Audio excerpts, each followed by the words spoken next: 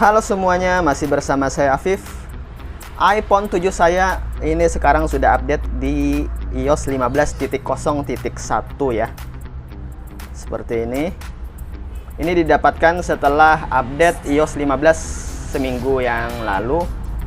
Semingguan lah kira-kira baru dapat update 15.0.1 ini.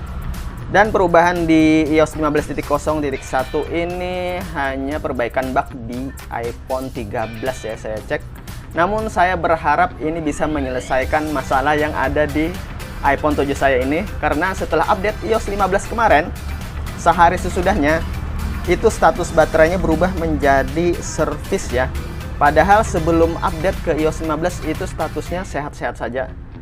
Ini terjadi karena setelah update itu kapasitas maksimumnya turun drastis dari 99% awalnya menjadi 96% ya.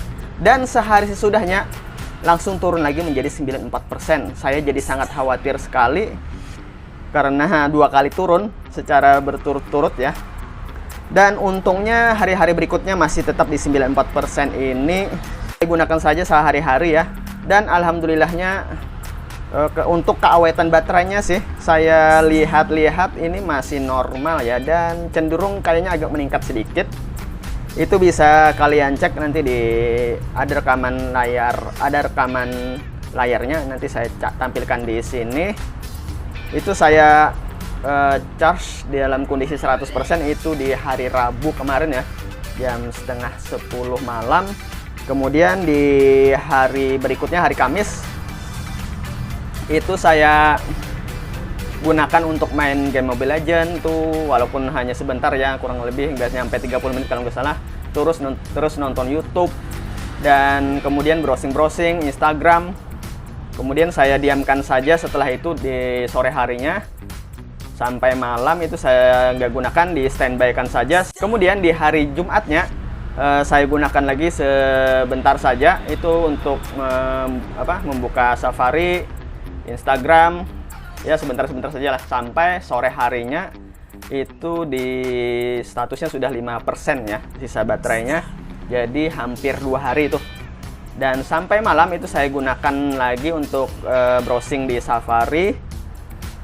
Kemudian setelah sekitar jam 10 malam saya diamkan lagi ya ini iPhone-nya sampai subuh Sabtu di jam 6-an kalau nggak salah, itu sudah 1% sisa baterainya. Itu sempat saya rekam layar juga ya, bisa kalian cek itu di kondisi 1%. Dia masih bisa merekam layar, luar biasa sekali di 1%. Kalau Android kalau nggak salah nggak bisa tuh. Nah itu sampai jam 9 pagi surprisingly masih kondisinya masih 1% dan masih nyala ya. Saya langsung buka-buka YouTube aja sambil rekam layar juga saya habiskan, pokoknya lah saya paksa sampai hampir jam 10 pagi baru dia benar-benar habis baterainya ya, dan langsung saya charge. Kemudian saya berharap dia kembali normal ya setelah di treatment tadi, dihabiskan baterainya. Kemudian saya charge 100%, saya restart, saya cek ternyata masih statusnya masih service dan 94%. Waduh ya, tapi nggak masalah lah, karena keawetan atau ketahanan baterainya tuh masih oke juga ya, masih seperti sebelumnya, bahkan lebih, cenderung lebih kalau menurut saya. Jadi ini saja update iOS 15.01 ya, tidak ada perubahan yang berarti. Sedikit mengingatkan saja bahwa ada beberapa perubahan di iOS 15 ini, seperti ya, kita rekam layar saja. Seperti notifikasinya yang sekarang berubah seperti ini, tulisannya membesar, terus ada gambar icon di samping ini yang juga membesar. Kalau ada kontak juga bisa kita munculkan fotonya. Terus ada fitur fokus yang membuat kita fokus ya, tentunya sesuai dengan namanya. Misalnya saat kita bekerja di kantor, kita setting orang-orang kantor saja yang bisa yang notifikasinya muncul di notifikasi kita, dan aplikasi apa saja kita tentukan yang muncul di notifikasi kita ya, seperti itu. Agak ribet ya saya menjelaskannya. Terus di Safari juga ada beberapa perubahan seperti ini. URL barnya berada di bawah. Yang ini bisa disetting sebenarnya, bisa dipindah ke atas lagi, tapi yang di bawah ini cenderung lebih oke, malah lebih enak kayaknya, karena kita bisa swipe dari bawah seperti ini. Enak sekali, sangat seamless, mantap iPhone. Terus untuk refresh tinggal tarik dari atas ke bawah, enak. Saya suka ini ya, walaupun swipe-nya harus di sini ya, harus di URL barnya ini, baru bisa swipe kanan, swipe kiri untuk pindah-pindah tab. Terus untuk tabnya ini juga bisa kita kelompokkan ya, kalau tidak salah. Bagaimana caranya saya tidak tahu, bentar. Misalnya seperti ini mungkin, nah ini dia, ada move to tab group. Nah, oke, seperti itu bisa dikelompokkan.